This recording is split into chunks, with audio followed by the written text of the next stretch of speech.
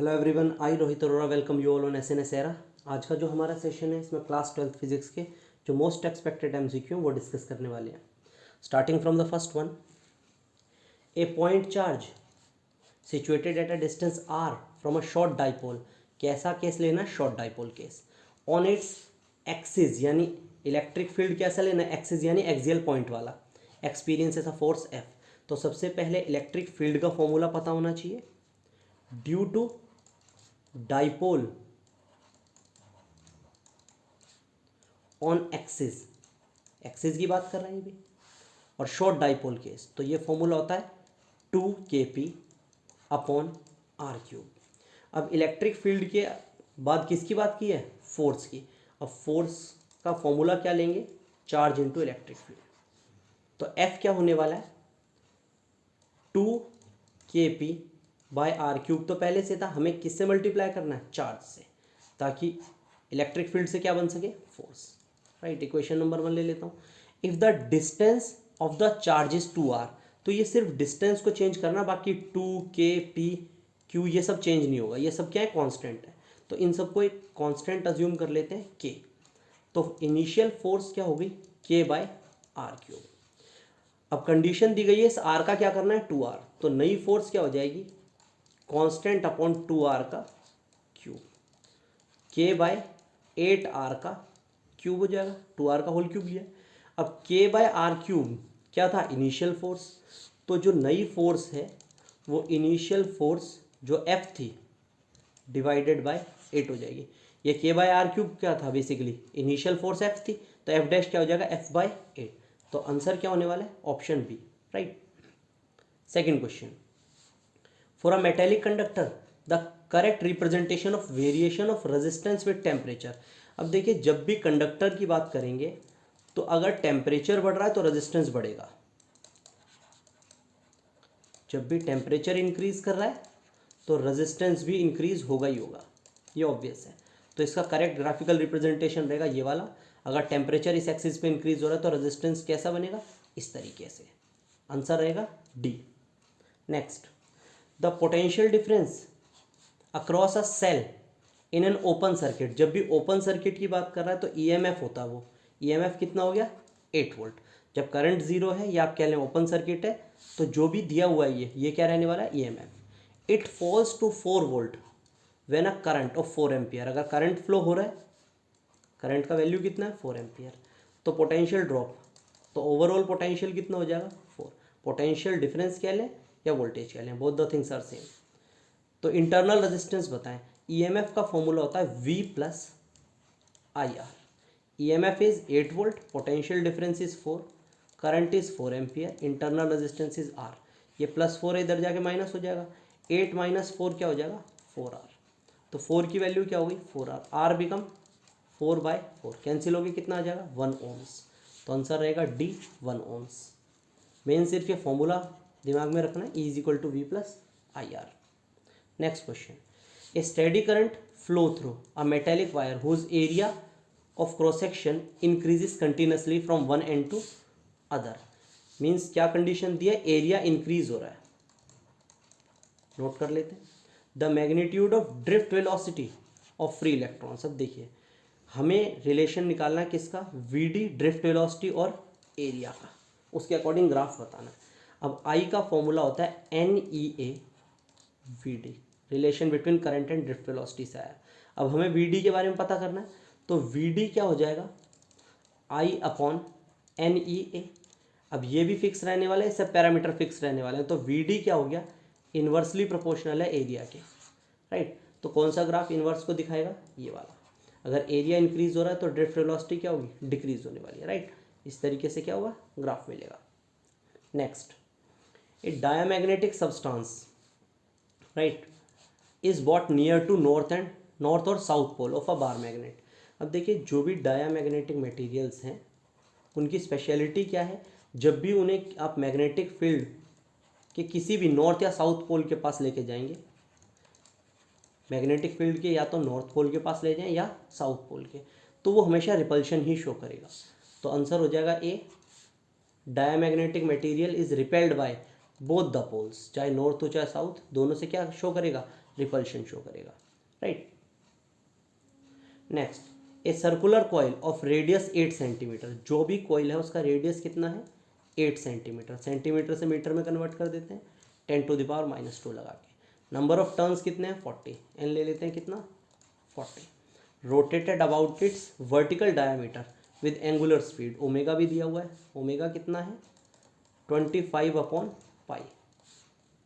साथ में in a uniform horizontal magnetic field of magnitude 3 × 10⁻², B कितना दिया है 3 × 10⁻²। अब मैक्सिमम ईएमएफ पूछा है, यहाँ पे फॉर्मूला क्या लगाएंगे, एन बी ए ओमेगा, राइट, एन बी ए ओमेगा। तो एन कितना दिया था 40, बी कितना दिया है 3 × 10⁻²। अब एरिया क्या रहेगा πr², सर्कुलर कॉइल है तो πr², 8 × 10⁻² का स्क्वायर करेंगे क्या हो जाएगा 64 × 10⁻⁴। ओमेगा कितना है 25/π, राइट, पाई से पाई कैंसिल, राइट। अब 10⁻⁴ है, एक 10⁻⁻² है, कितना हो गया 10⁻⁻6 हो गया।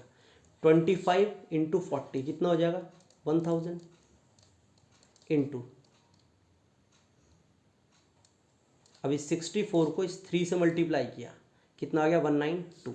ओवरऑल क्या हो गया 192,000 इंटू 10⁻⁻6। अब ये पॉइंट को जब इधर शिफ्ट करेंगे क्या आएगा 0.192, राइट। तो आंसर देखें किससे मैच कर रहा है, ये रहा 0.19 वोल्ट्स।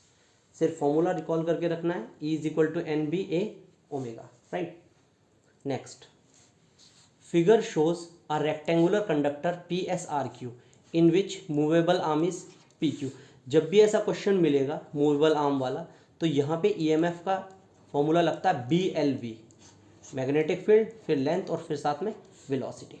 अब इसने आगे यही पूछा है, the magnitude of EMF induced when PQ is moved, PQ को मूव करा रहे, ये रहा PQ, तो जो भी with a velocity v does not depend upon, तो किस चीज़ पे ये EMF कौन से फैक्टर पे डिपेंड नहीं करेगा। अब फॉर्मूला पता है BLV, B पे डिपेंड, L पे और V पे, तो B मिल गया, इस पे तो डिपेंड कर रहा है।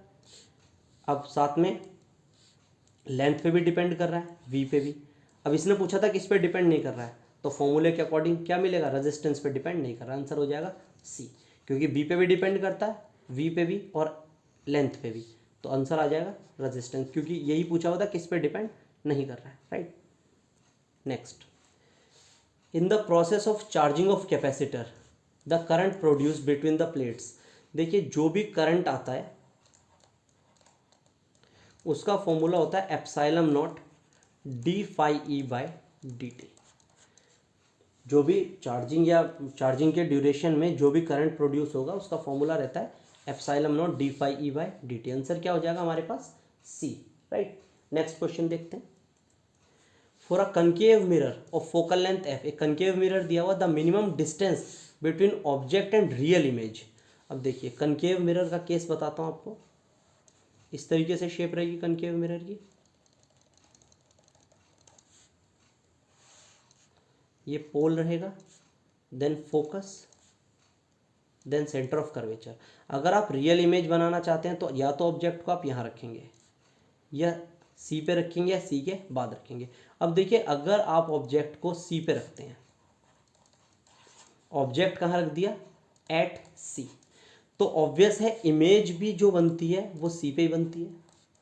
इमेज कहाँ पे बनती है C पे, रियल बनेगी, इन्वर्टेड बनेगी और सेम साइज की बनेगी, राइट।